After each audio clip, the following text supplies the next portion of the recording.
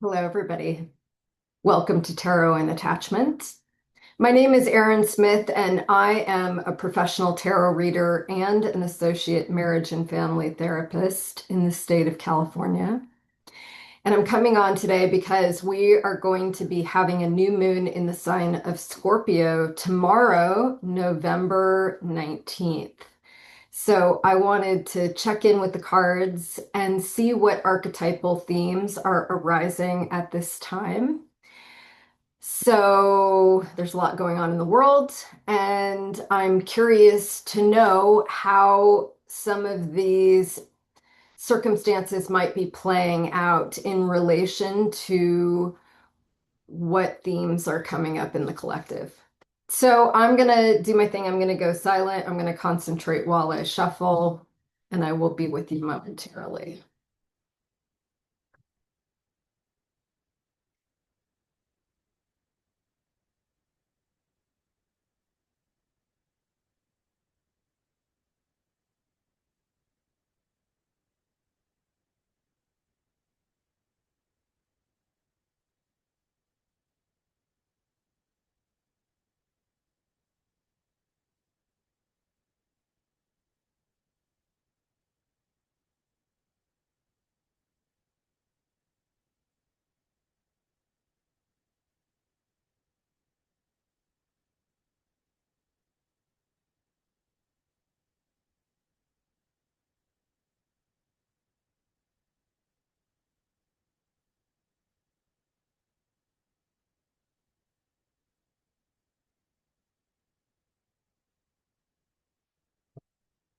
I'm just going to say a prayer over these cards.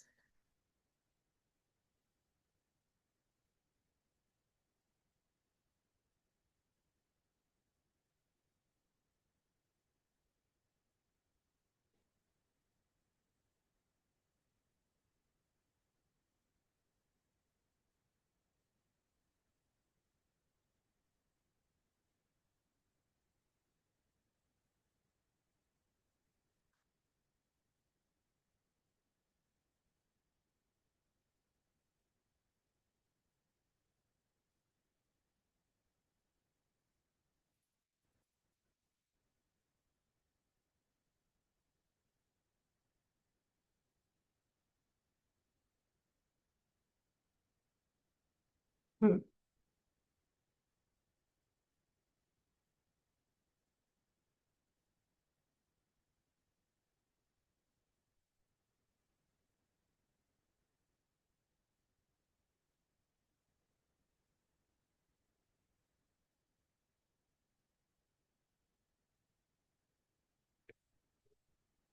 Hmm.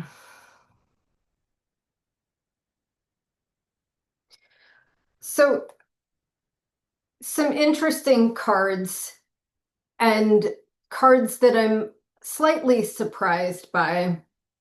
The other thing that's happening astrologically at this time that the new moon is forming is that we are having a grand trine in the sign, or I'm sorry, in the houses that are governed by water. So it's a grand water trine. And water symbolically relates to matters of the heart, relationships, emotions, and it corresponds in the tarot with the suit of cups. That's exactly what themes are arising when we pull cups in a spread. So you can think of big emotions that are moving us in a new direction where and that there's a kind of expansive quality. So, the planets or the lights, it's the sun and Saturn and Jupiter that are involved in this grand trine. And I don't claim to be an expert on astrology, but I know what the corresponding or some of the corresponding archetypal themes are related to these planets. Of course, the sun's not a planet, but it's considered so in the pantheon astrology. It's the sun corresponds to our sense of self, how we identify the I am, if you will. So like for me, it's the part of me that identifies as Aaron. It is my Aaronness. At my who I feel myself to be is involved in how things are unfolding in this sort of grand trine, and what is coming into play, what is um, growing my sense of self. I'm being asked to examine uh, old stayed structures, which is really what, Saturn is the archetype of Father Time who eats his children. And if you think of this symbolically, um, of course, time its children, because all of us are born and grow and change and get older and die. Time will eat us all, right?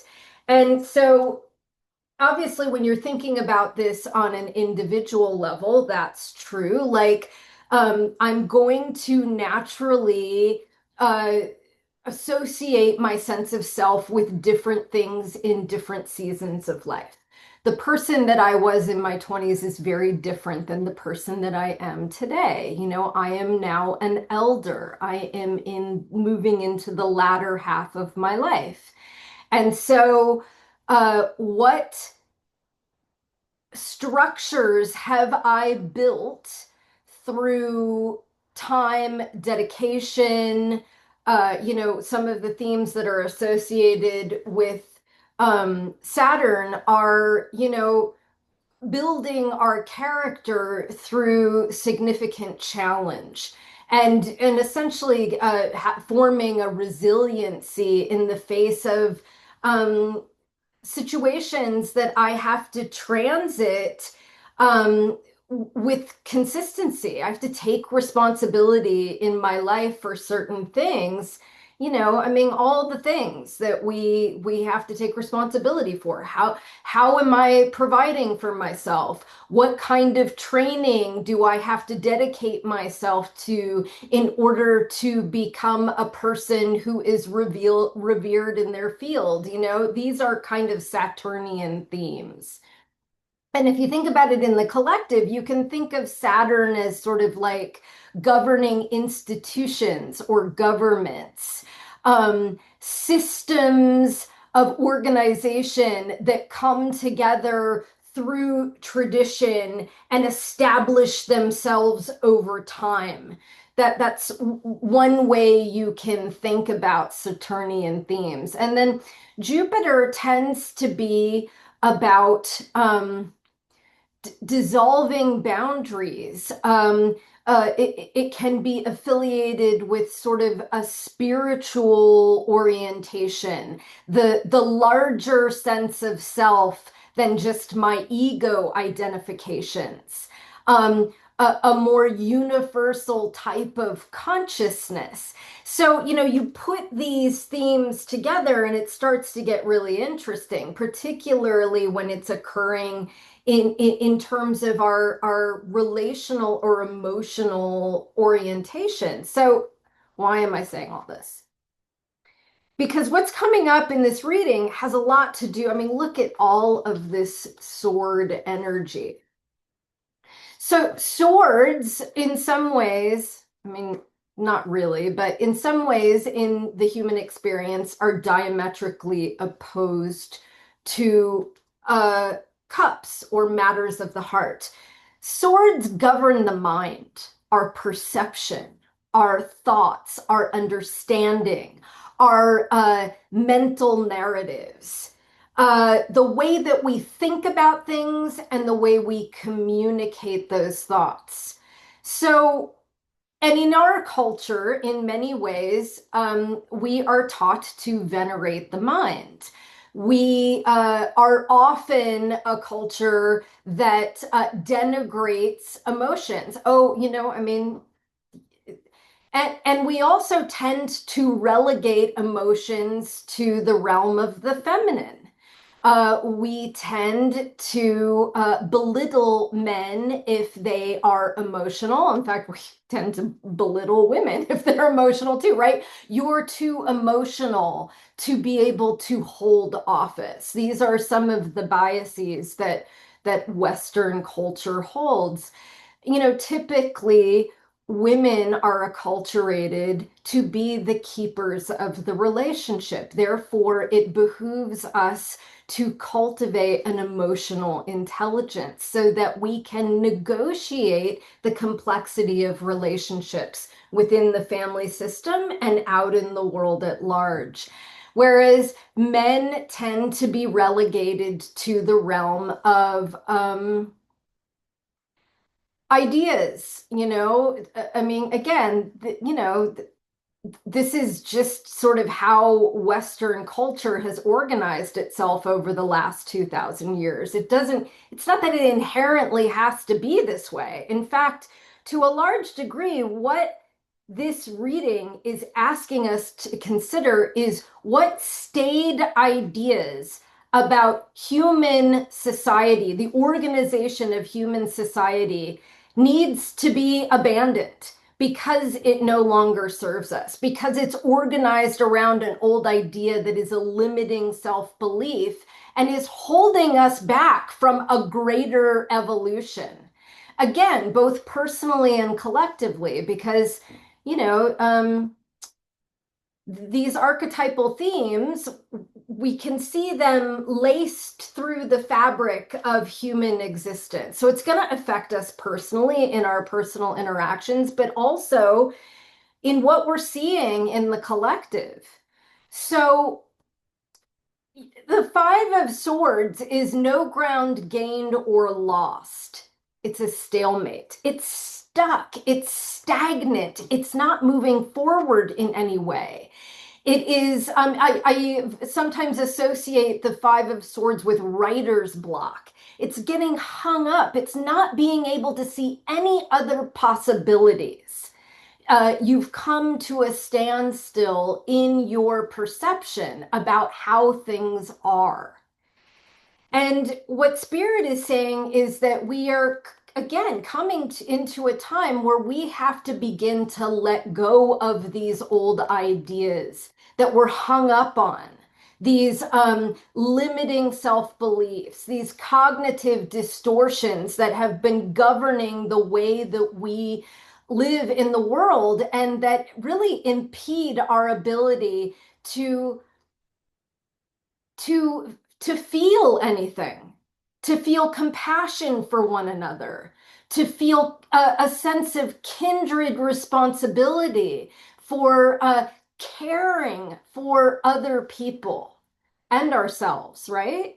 So the Six of Swords is leaving the past behind, moving away from troubled waters and going towards a calmer shore. It is how can we envision something new in order to get out of this limited perspective on how things must be? And to a large degree, we are being asked to go inward and meditate on what we have taken for granted as just the way things are, right? If we are to stop turning our attention towards the status quo, what we see out in the world and try to replicate, look, I was born into a system of capitalism. I was indoctrinated into this idea that we all have to pay for every single thing in this life in order to survive. And it's amazing when we're just steeped in an ideology, how it's hard to get outside of it and formulate a new perspective. It's the water that we swim in, right? Um, so the Two of Swords is very much associated with meditation, going inward to seek the answers for ourselves. Instead of looking to elements in our external world to define a truth for us, we discover it within ourselves. Grounded in this inner wisdom. Look, you can see our figure. She is blindfolded, which means she is not looking to external elements in order to give her her sense of self. Um, we are all born into a world of expectations from our families of origin, from our educational system, based on our appearance, based on our social status, based on our identified genders. All of these elements come together to lock us in a prison of ideology that that again, what Spirit is saying has become stuck. We're stuck in this vision, this prison of our own making, and we're being asked to let it go and to vision something new, to find an inner wisdom and hold that as our ultimate truth to guide us into this next phase of existence. And once we have found that inner truth, then we can begin to take actions out in the world that are correspondent in this way. Knights are questers. They're seeking to fulfill a goal and they will not stop until they've achieved that goal. So they're action oriented. And all actions are predicated by thoughts or visions, right? There is a necessary order of things. In order to make something new out in the world, you first have to envision a plan. And then you have to put that plan into action in order to make something happen. Specifically, if you want to have a different outcome, you have to be willing to take a different action, which in this case, we are being called to revise our our biases, revise our own operating system. It doesn't have to be this way. In fact, the suggestion here is that it should no longer be this way. There are elements that we must let go of. So now this one is really interesting, and this is the only cup that has come up in this poll. And the way that I usually describe the Seven of Cups, and remember, cups are about emotions. They are pointing to relationships with people, places, and things that are evocative in terms of how we feel, right? So the Seven of Cups is what I call emotional vagary. Being in confusion or delusion around how you feel about something.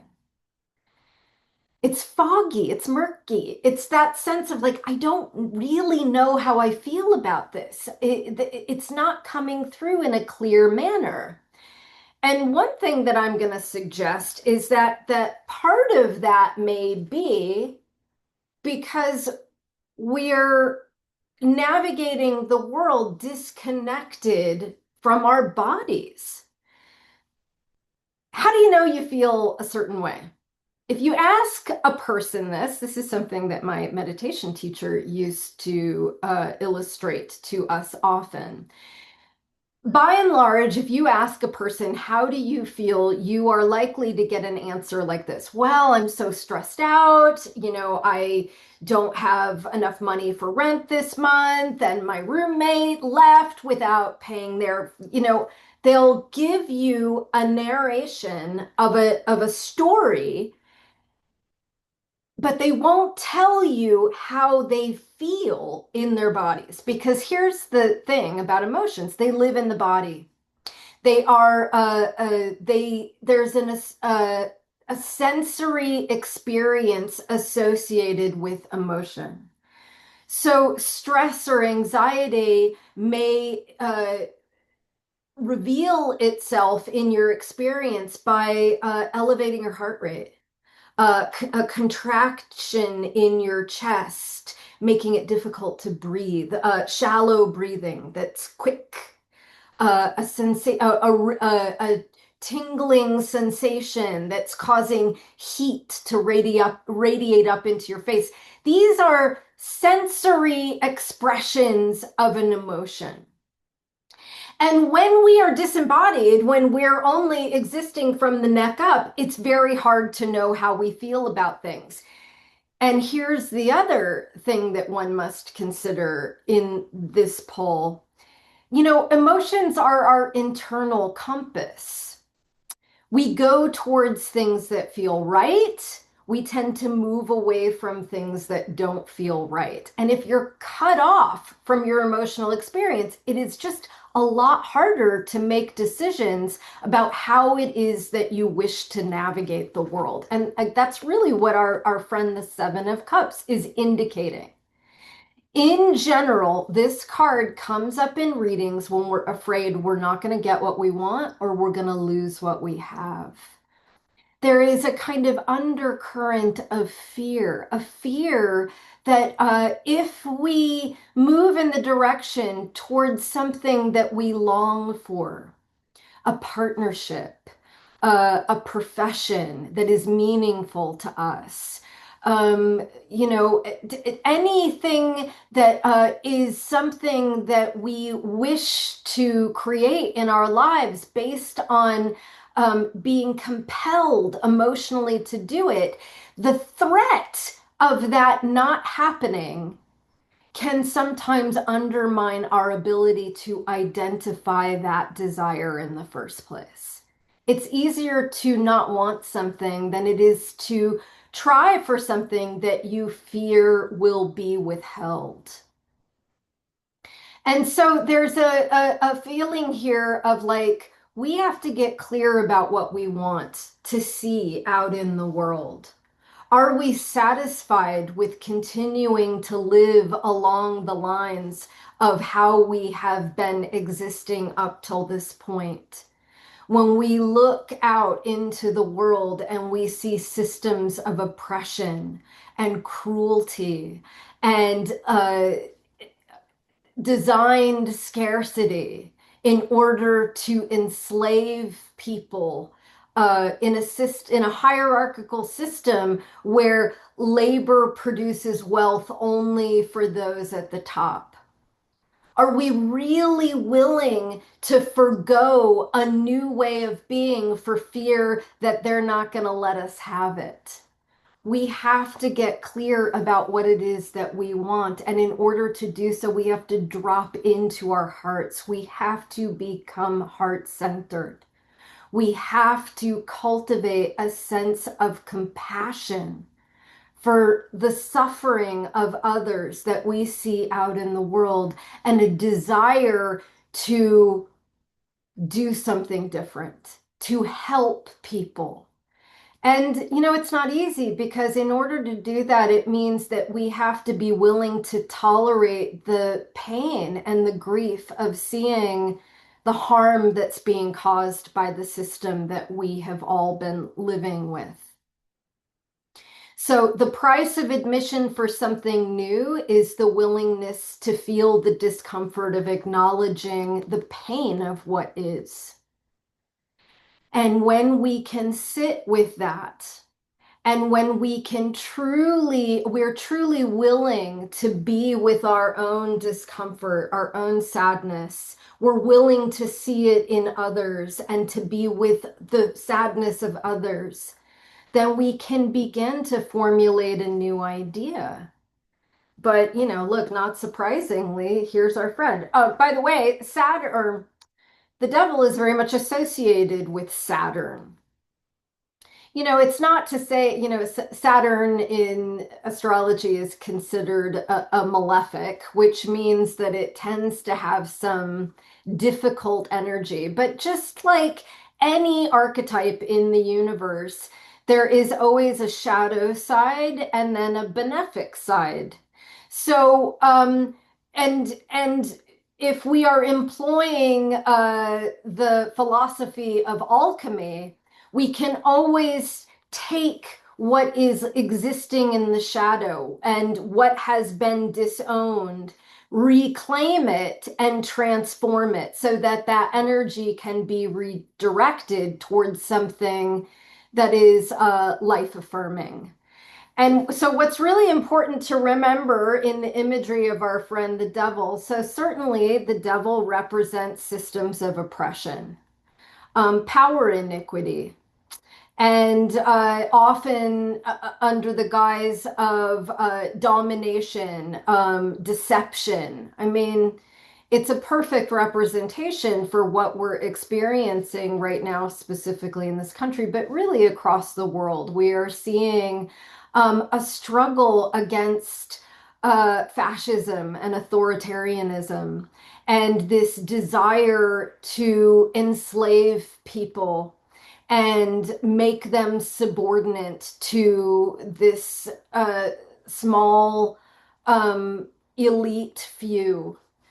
But the thing to remember about the devil is that there is this element here of learned helplessness.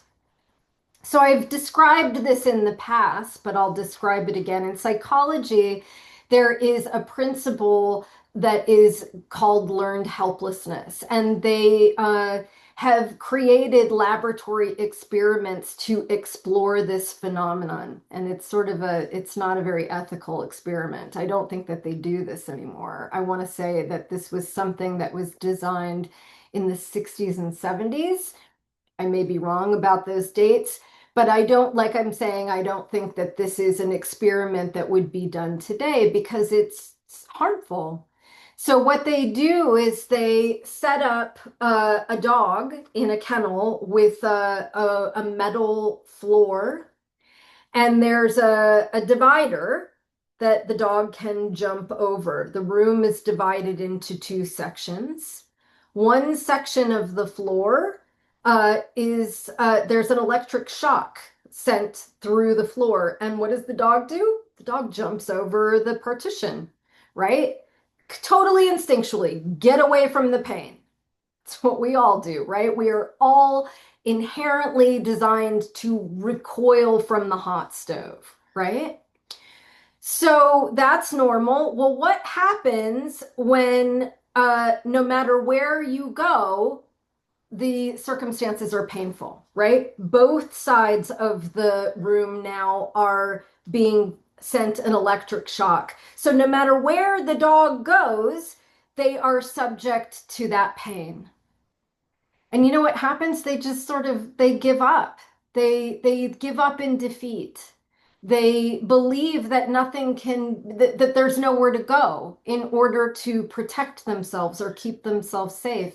So that even once that stops, like in the case where they stop electrifying the floor on one side, the dog fails to jump over, to try something new in order to keep itself safe. This is learned helplessness. When we are subjected to these cruel and inhumane circumstances for long enough, the idea is that we psychologically submit.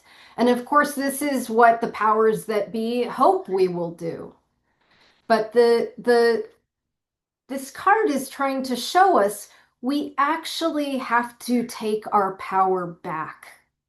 And once we see that this is a possibility, then the chains lift right off. Look at these chains around our primordial man and woman. They're loose. Once you see this lie that we have to simply submit to these structures of suppression, authoritarianism, fascism, then suddenly we are free to take different actions. Another thing I really want to highlight with our friend the devil is also indicative of addictions. Addiction plays a part in whether or not we are willing to make changes or see things differently. You can think of an addiction as a kind of, I mean, it's an enslaving quality. If you are a heroin addict, you're addicted to heroin, then there is an emotional dependency, a chemical dependency, a habitual behavioral dependency on taking in this substance in order to feel okay. And of course, when you've been doing it long enough, when you leave off with that, it makes you incredibly sick.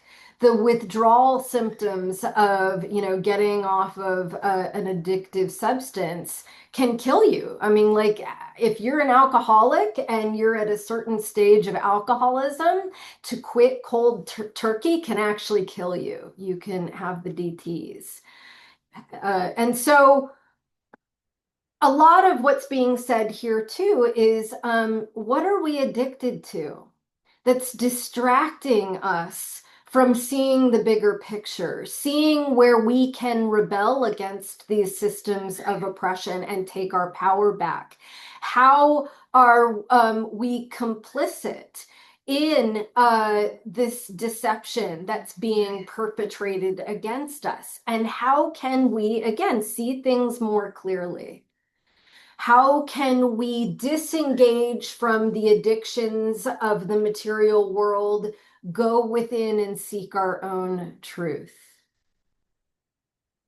Because when we do that, that's when we begin to thrive out in the world. That's when we can come together as mature human beings and create systems that are good for everybody, that take care of the planet, that contain the seed of reciprocity, right? This is the thing that nature tells us.